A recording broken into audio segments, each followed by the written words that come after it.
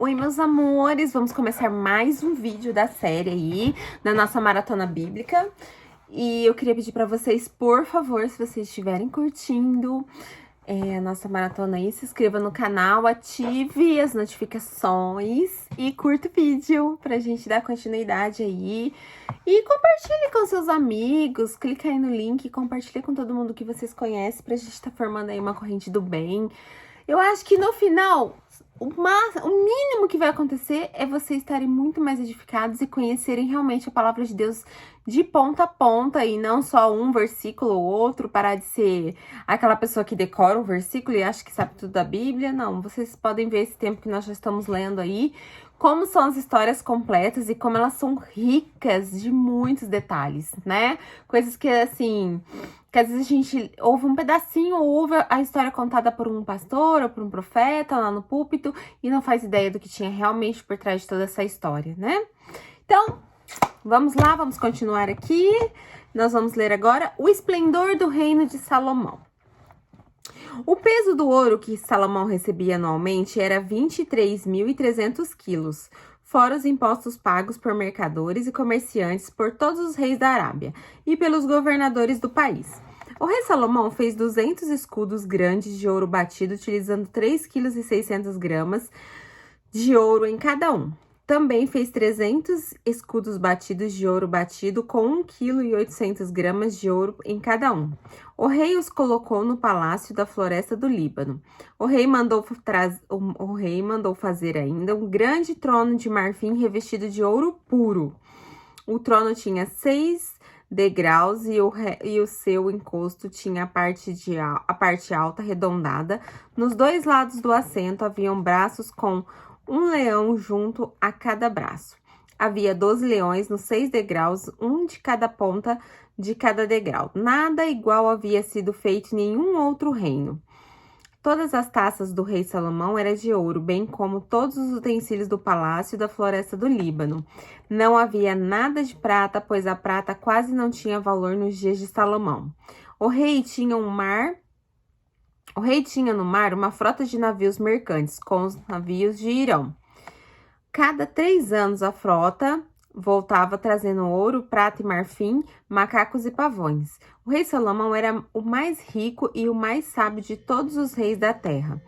Gente de todo mundo pedia audiência a Salomão para ouvir a sabedoria que Deus tinha lhe dado. Ano após ano, todos os visitantes traziam algum presente, utensílios de prata e ouro e mantos, armas, especiarias, cavalos e muitas mulas. Salomão juntou carros e cavalos, possuía 1.400 carros e 12.000 cavalos, dos quais mantinha uma parte das guarnições de algumas cidades e outra perto dele em Jerusalém. O rei tornou a prata tão comum em Jerusalém quanto as pedras e o cedro tão numeroso quanto as figueiras bravas de Cefalá.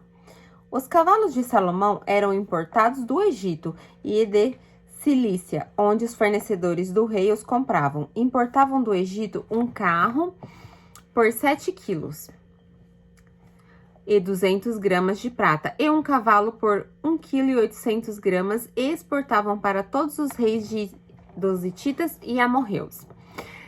No vídeo passado, gente, eu coloquei uma foto lá, tá? Do templo, como foi construído. Eu coloquei algumas fotos lá que eu achei, que eu googlei, tá bom? Assim, não sei se são fiéis, todas eu pesquisei entre várias, as que eu achei mais legais eu coloquei lá pra vocês terem uma ideia da magnitude que era tudo isso.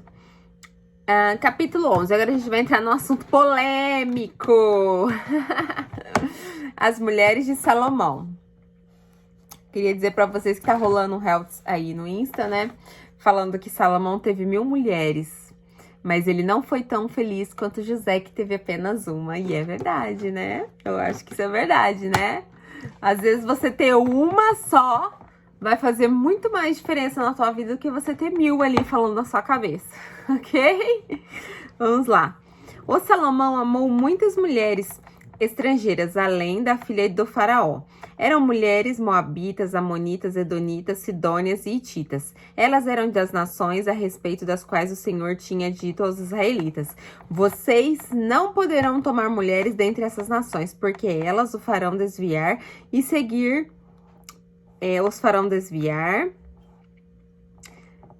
para seguir os seus deuses. Gente, Deus já tinha avisado, né, que não era para tomar essas mulheres. Então, Salomão não era inocente quando ele tomou tantas mulheres assim, sabia que isso poderia acarretar para ele no fim problemas, né? Vamos lá. Casou com 7 princesas e 300 concubinas, e as suas mulheres a levaram a desviar-se. À medida que Salomão foi envelhecendo, suas mulheres o introduziram a voltar-se para outros deuses, e o seu coração já não era totalmente dedicado ao Senhor, o seu Deus, como fora o coração de seu pai, Davi. Ele seguiu Astorote, a deusa dos Sidônios, e Moloque, o repugnante deus dos Amonitas. Dessa forma, Salomão fez o que o Senhor reprova. Não seguiu completamente o Senhor como seu pai Davi. Aqui começou o problema na vida dele, né? Ele fez, assim, uma das coisas que Deus mais reprovava, que era adorar outros deuses, né? E ele acabou fazendo isso. No monte que fica a leste de Jerusalém, Salomão construiu um altar para Camus, o repugnante deus de Moabe, e para Moloque, o repugnante deus dos Amonitas. Também fez altares para os deuses de todas as suas outras mulheres estrangeiras, que queimavam incenso e ofereciam sacrifícios a eles. Quer dizer, era muito grave o que ele estava fazendo ali, né? E esse Moloque é um deus que sacrificava crianças. Então, ele era repugnante, como está escrito aqui. O Senhor irou-se contra Salomão por ter desviado do Senhor, o Deus de Israel, que lhe havia aparecido 2 vezes. Embora ele tivesse proibido Salomão de seguir outros deuses, Salomão não lhe obedeceu. Então o Senhor lhe disse: já que essa é a sua atitude, você não obedeceu à minha aliança e aos meus decretos, os quais ordenei a você, certamente tirarei de você o reino e darei a um dos seus servos. No entanto, por amor a Davi, seu pai, não farei isso enquanto você viver. Eu o tirarei da mão do seu filho, mas não tirarei dele o reino inteiro. Eu lhe darei uma tribo por amor de Davi, meu servo, e por amor de Jerusalém, a cidade que escolhi. Então, Deus ainda teve um pouco de misericórdia por causa de Davi. Os adversários de Salomão. Eu queria só fazer um comentário aqui, porque assim, quem não conhece bem a história, Davi foi uma pessoa que errou muito, né? Ele fez várias coisas durante o reino dele e ele pagou um preço alto. Só que em tudo que o Davi errava, ele errava uma única vez. Ele não repetia o mesmo erro. E ele errava e ele se arrependia. Então, sempre ele se arrependia de coração. E ele foi fiel a Deus até o final. Por isso que Deus tem tanto apreço por Davi. Ok? Então, o Senhor levantou contra Salomão um adversário, o edonita Hadad, da linhagem real de Edom. Anteriormente, quando Davi estava lutando contra Edom, Joabe, o comandante do exército que tinha ido lá enterrar os mortos, exterminara todos os homens de Edom. Joabe e todo o exército israelita permaneceram lá 6 meses, até matarem todos os edonitas. Mas Hadad, sendo ainda menino, fugiu para o Egito, com alguns dos oficiais edonitas que tinham servido a seu pai. Partiram para Midian e foram a Pará. Lá reuniram alguns homens e foram ao Egito, até o faraó, rei do Egito, que deu uma casa e terras a Hadad. Ele forneceu alimento. O faraó acolheu bem Hadad a ponto de dar-lhe em casamento uma irmã de sua própria mulher, a rainha Táfnis. A irmã de Táfnis deu-lhe um filho chamado Genubade, que fora criado por Táfnis no palácio real. Ali, Genubade viveu com os próprios filhos do faraó. Enquanto estavam no Egito, Hadad soube que Davi tinha descansado com seus antepassados e que Joabe, o comandante do exército, também estava morto. Então Hadad disse ao faraó: deixe-me voltar para a minha terra. O que falta aqui para você que queira voltar para sua terra? Perguntou o faraó. Nada me falta, respondeu Hadad, mas deixe-me ir. E Deus fez um outro adversário levantar-se contra Salomão. Rezon, filho de Eliada, que tinha fugido do Senhor, Hadadezer, rei de Zobá, quando Davi destruiu o exército de Zobá. Redom reuniu alguns homens e tornou-se líder de um bando de rebeldes. Eles foram para Damasco, onde se instalaram e assumiram o controle. Rezon foi adversário de Israel enquanto Salomão viveu e trouxe-lhe muitos problemas, além dos causados por Haddad. Assim, Rezon governou a Síria e foi hostil em Israel. Quer dizer, Deus começou a levantar inimigos para Salomão, né? Até então ele vivia na santa paz do Senhor, mas não tava bom, né, gente? Não tava bom. Tinha um monte de mulheres, tinha uma vida boa, era o homem mais sábio, mais rico, mas não tava bom, né? Tinha que dar uma escorregada, né? Não podia andar ali na linha do Senhor, né? O pecado que ocorreu lá no início tinha que falar mais alto dentro do coração do homem, né? E é isso que a gente vê o tempo inteiro na Bíblia. A rebelião de Jeroboão contra Salomão. Também Jeroboão, filho de Nebate, rebelou-se contra o rei. Ele era um dos oficiais de Salomão, um eframita de Zeredá, e sua mãe era uma viúva chamada Zeurua. Foi assim que ele se revoltou contra o rei. Salomão tinha construído o Milo e havia tapado a abertura do muro da cidade de Davi, seu pai.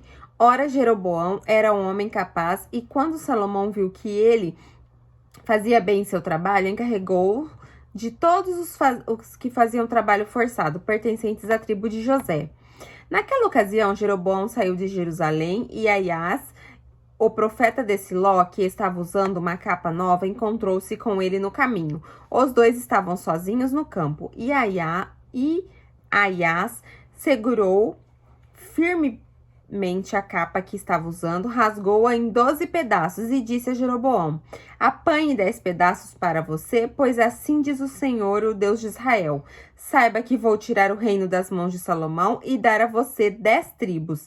Mas por amor a seu servo Davi, a cidade de Jerusalém, a qual escolhi dentre todas as tribos de Israel, ele terá uma tribo. Farei isso porque eles me abandonaram e adoraram a Astarote, a deusa dos Sidônios, Camós, deus dos Moabitas, e a Moloque, deus dos Amonitas, e não andaram nos seus caminhos, nem fizeram o que eu aprovo, nem obedeceram os meus decretos e as minhas ordenanças, como fez Davi, o pai de Salomão. Então aqui, ó,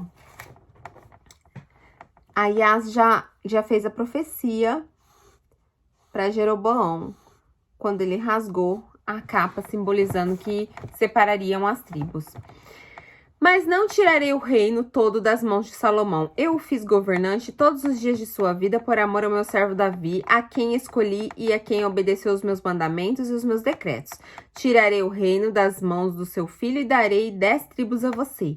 Darei uma tribo ao seu filho, a fim de que meu servo Davi sempre tenha diante de mim um descendente no trono, em Jerusalém, a cidade onde eu quis pôr o meu nome. Quanto a você, eu farei reinar sobre tudo o que o seu coração desejar. Você será rei de Israel. Se você fizer tudo o que eu ordenar e andar nos meus caminhos e fizer que eu aprovo, obedecendo os meus decretos e os meus mandamentos, como fez com o meu servo Davi, estarei com você. Edificarei para você uma dinastia tão permanente quanto a que edifiquei para Davi, e darei Israel a você. Humilharei os descendentes de Davi por causa disso, mas não para sempre. Salomão tentou matar Jeroboão, mas ele fugiu para o Egito, para o rei Sisaque, e lá permaneceu até a morte de Salomão. Muito bem, então, aqui fica sacramentado, né? A morte de Salomão. Os demais acontecimentos do reinado de Salomão, tudo o que fez e a sabedoria que teve, estão todos os escritos nos registros históricos de Salomão. Salomão reinou durante 40 anos em Jerusalém, sobre todo o Israel. Então descansou com seus antepassados e foi sepultado na cidade de Davi, seu pai. E seu filho Roboão foi o seu sucessor. Agora que vai começar o declínio, né? A revolta de Israel contra Roboão. Roboão foi a Siquém, onde todos os israelitas se reuniam para proclamá-lo rei. Assim que Jeroboão, filho de Nebate, que estava no Egito, para onde tinha fugido do rei Salomão, soube disso, voltou de lá. Depois disso, mandaram chamá-lo. Então ele e toda a Assembleia de Israel foram ao encontro de Roboão e disseram: Teu pai colocou sobre nós um jugo pesado, mas agora diminui o trabalho árduo e este jugo pesado, e nós te serviremos.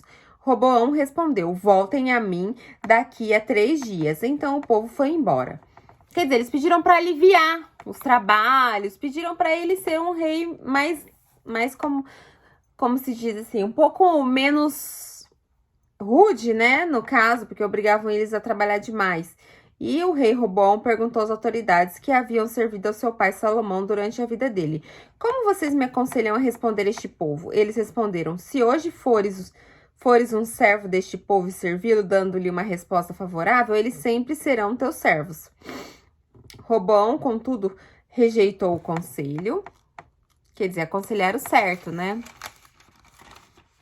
Para ele realmente aliviar para o povo, mas ele rejeitou. Já começou, o que o pai era sábio, o filho já começou mostrando que não tinha sabedoria nem lidar com as pessoas, né? Rejeitou as autoridades de Israel que lhe tinham dado, e consultou os jovens que havia crescido com ele e estavam servindo. Perguntou-lhes: Que conselho vocês me dão? Como devemos responder a este povo que me diz: Diminui o jugo que teu pai colocou sobre nós?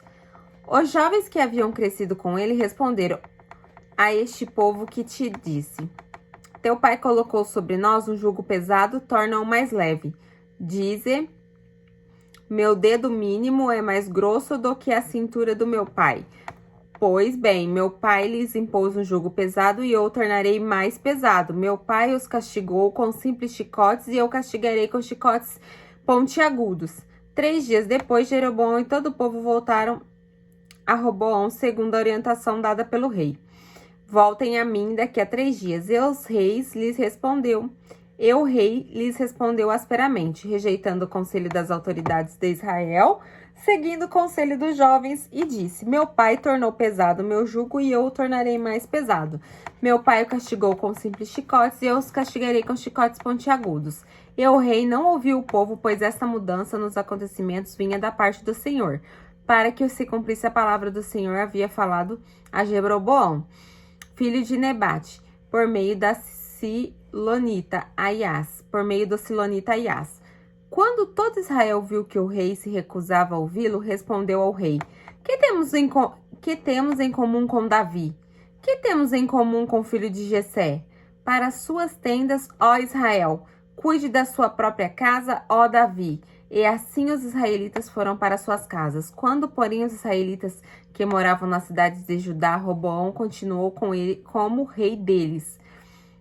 O rei Roboão enviou Adonirão, chefe do trabalho forçado, mas todo Israel o apedrejou até a morte. O rei, contudo, conseguiu subir em uma carruagem e fugiu para Jerusalém. Dessa forma, Israel se rebelou contra a dinastia de Davi e assim permanece até hoje. Quando todos os israelitas souberam que Jeroboão tinha voltado, mandaram chamá-lo para a reunião da comunidade e o fizeram rei sobre todo Israel. Somente a tribo de Judá permaneceu leal à dinastia de Davi. Quando Roboão, filho de Salomão, chegou a Jerusalém, convocou 180.000 homens de combate das tribos de Judá e Benjamim para guerrearem contra Israel e recuperar o reino. Entretanto, veio esta palavra de Deus a Semaias, homem de Deus: Diga a Roboão, filho de Salomão, rei de Judá, as tribos de Judá e Benjamim e o restante do povo: Assim diz o Senhor: Não saiam à guerra contra os seus irmãos israelitas. Voltem para casa todos vocês, pois fui eu que fiz isso. E eles obedeceram a palavra do Senhor e voltaram para suas casas conforme o Senhor tinha ordenado. Quer dizer, Roboão até tentou, né, plantar uma guerra, mas não adiantaria. Quando Deus tá na frente, não adianta você se rebelar contra, né? Bezerros de ouro em Betel e em Dan. Jeroboão fortificou Siquém nos montes de Efraim, onde passou a morar. Depois saiu e fortificou Peniel. Jeroboão pensou: o reino agora provavelmente voltará para a dinastia de Davi. Se este povo subir a Jerusalém para oferecer sacrifícios no templo do Senhor, novamente dedicarão sua lealdade ao Senhor deles, Roboão, rei de Judá. Eles vão me matar e vão voltar para o rei Roboão. Depois de aconselhar-se, o rei fez 2 bezerros de ouro e disse ao povo: Vocês já subiram muito a Jerusalém. Aqui estão os seus deuses, ó Israel, que tiraram a vocês do Egito. Mandou pôr um bezerro em Betel e outro em Dan. E isso veio a ser um pecado, pois o povo ia até Dan para adorar aquele bezerro. Oh my gosh! Ai, gente, quando você acha que não dá pra piorar, ele consegue piorar, né? Jeroboão construiu altares idólatras e designou sacerdotes dentre o povo, apesar de não serem levitas. Instituiu uma festa no 15º dia do 8º mês, semelhante à festa realizada em Judá, e ofereceu sacrifícios no altar. Ele fez isso em Betel, onde sacrificou os bezerros que havia feito. Também estabeleceu lá sacerdotes nos seus altares idólatras. No 15º dia do 8º mês, data em que ele mesmo escolheu, ofereceu sacrifícios no altar que havia construído em Betel. Assim, ele instituiu a festa para os israelitas e foi ao altar para queimar incenso. O homem de Deus que veio de Judá. Por ordem do Senhor, um homem de Deus foi de Judá a Beté, quando Jeroboão estava em pé junto ao altar para queimar incenso. Ele clamou contra o altar segundo a ordem do Senhor. Ó altar, assim diz o Senhor. Um filho nascerá na família de Davi e se chamará Josias. Sobre você ele sacrificará os sacerdotes dos altares idólatras, que agora queimam incenso aqui, e ossos humanos serão queimados sobre você. Naquele mesmo dia, o homem de Deus deu um sinal. Este é o sinal que o Senhor declarou. O altar se fenderá e as cinzas que estão sobre ele se derramarão. Quando o rei Jeroboão ouviu que o homem de Deus proclamava contra o altar de Betel, apontou para ele e ordenou: prenda-no. Mas o braço que ele tinha estendido ficou paralisado e não voltava ao normal. Além disso, o altar se fendeu e as cinzas se derramaram, conforme sinal dado pelo homem de Deus por ordem do Senhor.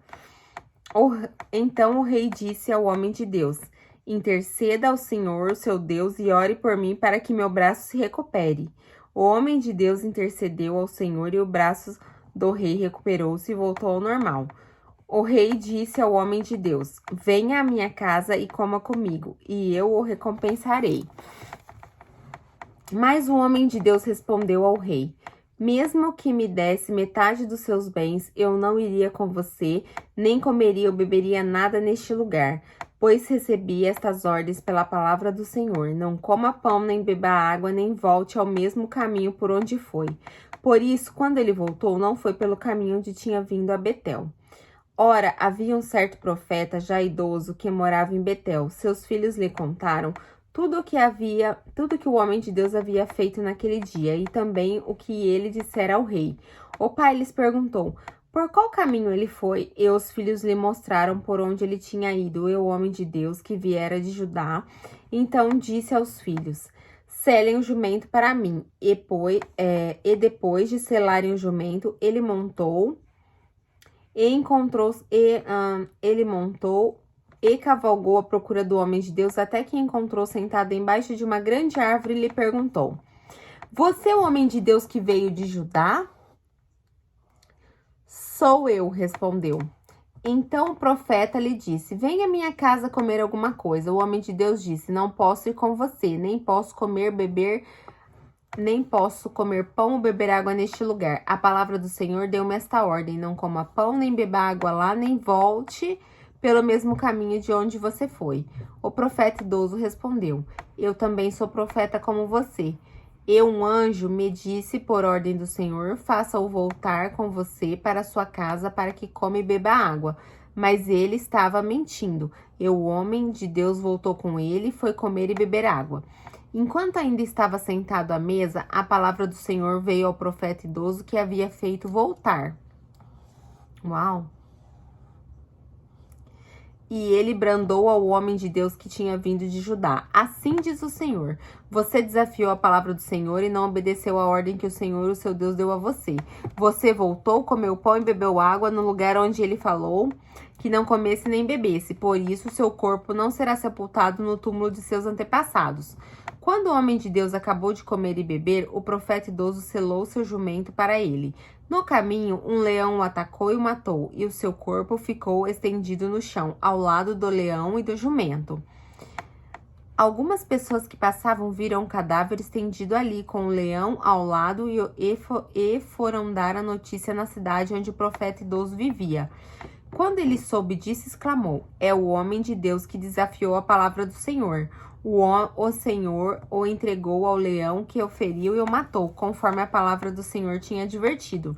O profeta disse a seus filhos: sele o jumento para mim, e eles o fizeram. Ele foi e encontrou o cadáver caído no caminho, com o jumento e o leão ao lado. O leão não tinha comido o corpo nem ferido o jumento. O profeta apanhou o corpo do homem de Deus, colocou-o sobre o jumento e o levou de volta para Betel, a fim de chorar por ele e sepultá-lo. Ele o pôs no próprio túmulo e se lamentaram por ele, cada um exclamando: ah, meu irmão! Deus, depois de sepultá-lo, disse a seus filhos: quando eu morrer, enterre-me no túmulo onde está sepultado o homem de Deus. Ponha os meus ossos ao lado dos ossos dele, pois a mensagem que declarou por ordem de Deus contra o altar de Betel e contra todos os idólatras da cidade de Samaria certamente se cumprirá. Mesmo depois disso, Jeroboão não mudou seu mau procedimento, mas continuou a nomear dentre o povo sacerdotes para altares idólatras. Ele consagrava para estes altares todo aquele que quisesse tornar-se sacerdote. Esse foi o pecado da família de Jeroboão, que levou à sua queda e à eliminação da face da terra. Tinha tudo para brilhar, mas não fez. A profecia de Aías contra Jeroboão. Naquela época, Abias, filho de Jeroboão, ficou doente, e esse dia a sua mulher, disse a sua mulher: use um disfarce para não ser reconhecida como mulher de Jeroboão, e vá-se onde vive o profeta Aías, aquele que me disse que eu seria rei sobre este povo. Leve para ele 10 pães, alguns bolos, garrafa de mel, e ele dirá a você o que fazer com o menino, o que irá acontecer com o menino. A mulher de Jeroboão atendeu o seu pedido e foi à casa de Aías em Siló. Ora, Aías já não conseguia enxergar, tinha ficado cego por causa da idade. Mas o Senhor lhe tinha dito: a mulher de Jeroboão está vindo para perguntar a você acerca do filho dela, pois ele está doente e você deve responder-lhe assim e assim. Quando ela chegar, vai fingir que é outra pessoa.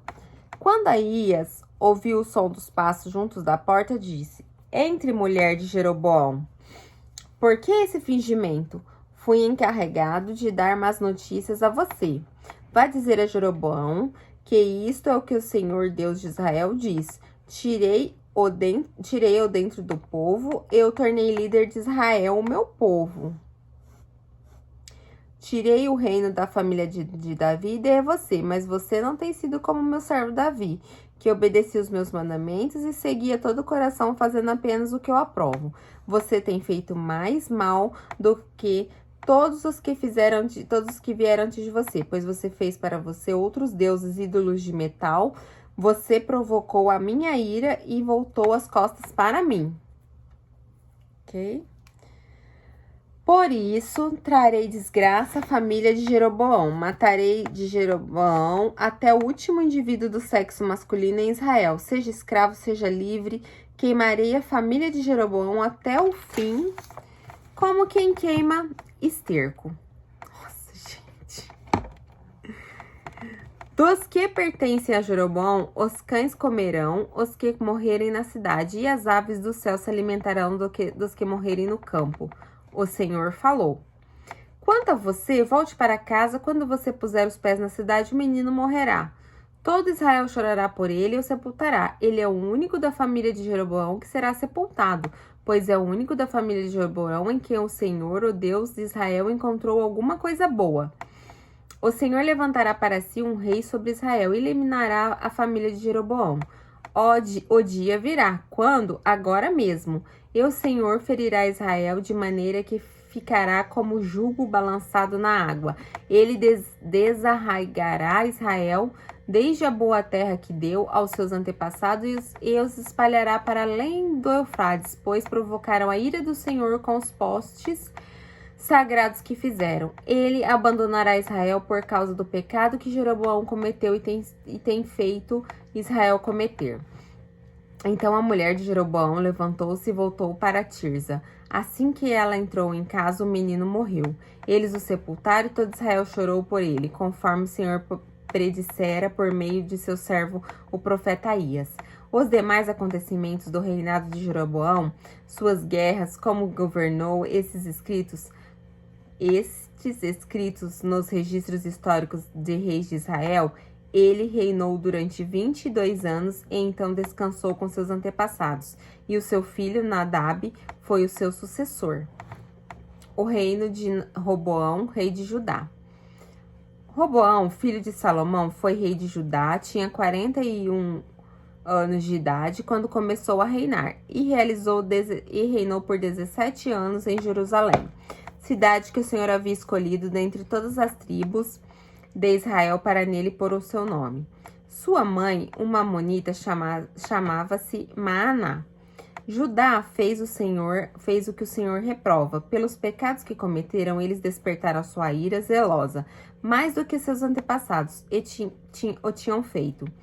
Também destruíram para si altares idólatras com colunas sagradas e postes sagrados sobre todos os montes e debaixo de todas as árvores frondosas. Havia no país até prostitutos culturais. O povo se envolvia em todas as práticas detestáveis das nações que o Senhor havia expulsado de diante dos israelitas. No 5º ano do reinado de Roboão, Sisaque, rei do Egito, atacou Jerusalém. Levou embora todos os tesouros do templo do Senhor e do palácio real, inclusive os escudos de ouro que Salomão havia feito. Então, Sisaque foi quem atacou e levou tudo. Que triste, né?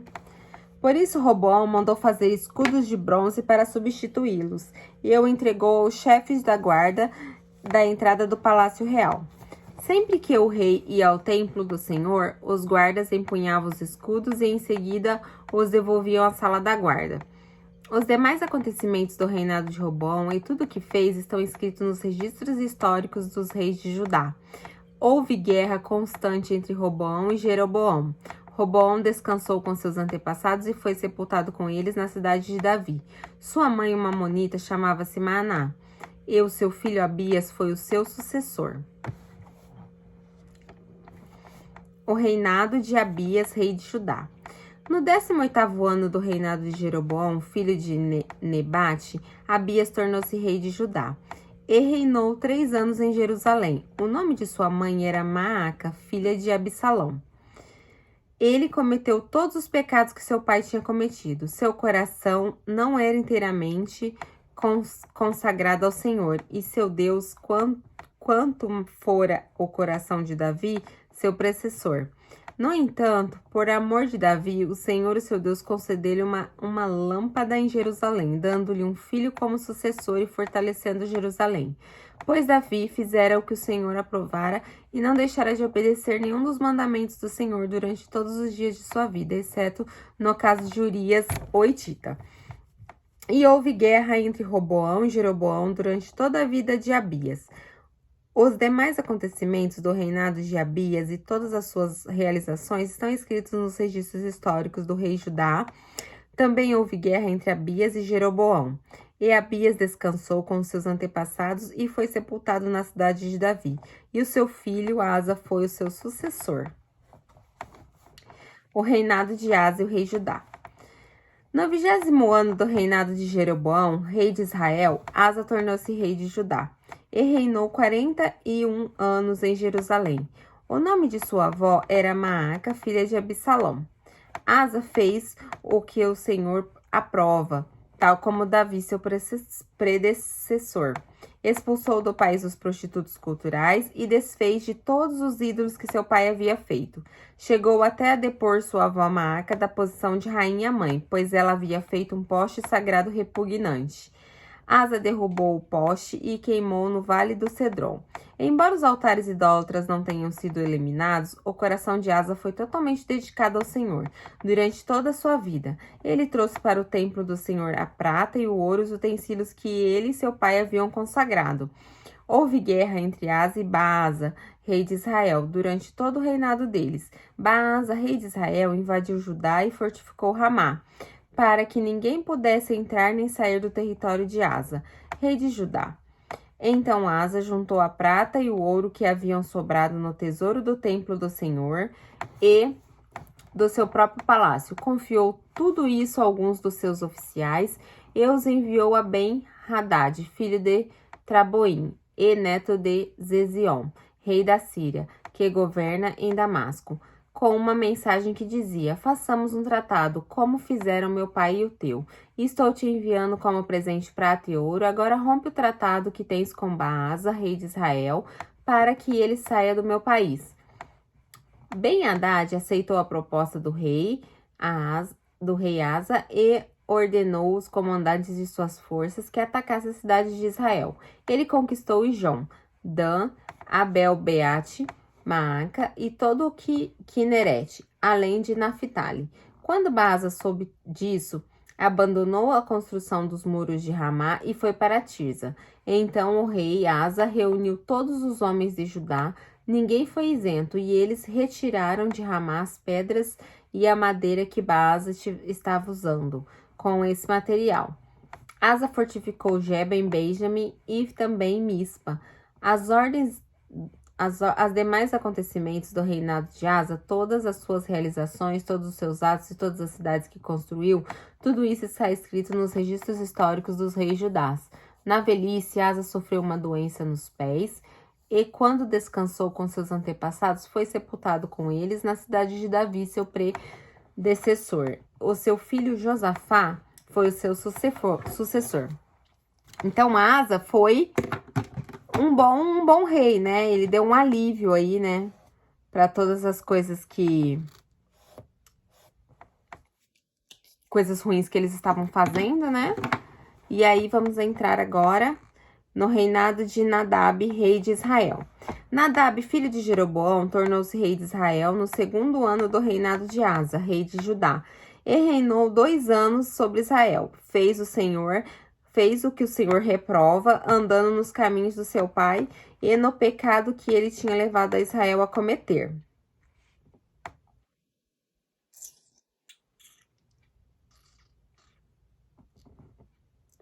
Baasa, filho de Aías, da tribo de Issacar, conspirou contra ele e matou na cidade filisteia de Gibeton, enquanto Nadab e todo o exército de Israel o sitiavam.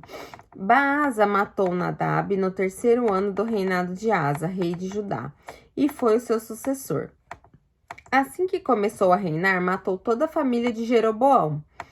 Dos pertencentes a Jeroboão, não deixou ninguém vivo, destruiu todos de acordo com a palavra do Senhor anunciada por seu servo a Silonita Aías. Isso aconteceu por causa dos pecados que Jeroboão havia cometido e havia feito Israel cometer, e porque ele tinha provocado a ira do Senhor, o Deus de Israel. Os demais acontecimentos do reinado de Nadab e tudo o que fez estão escritos nos registros históricos dos reis de Israel. Houve guerra entre Asa e Baasa, rei de Israel, durante todo o reinado deles. Quer dizer, Asa foi um rei que andava conforme os preceitos do Senhor, mas também sofreu as penitências de ter guerra durante todo o seu reino, né? Vou continuar no próximo vídeo.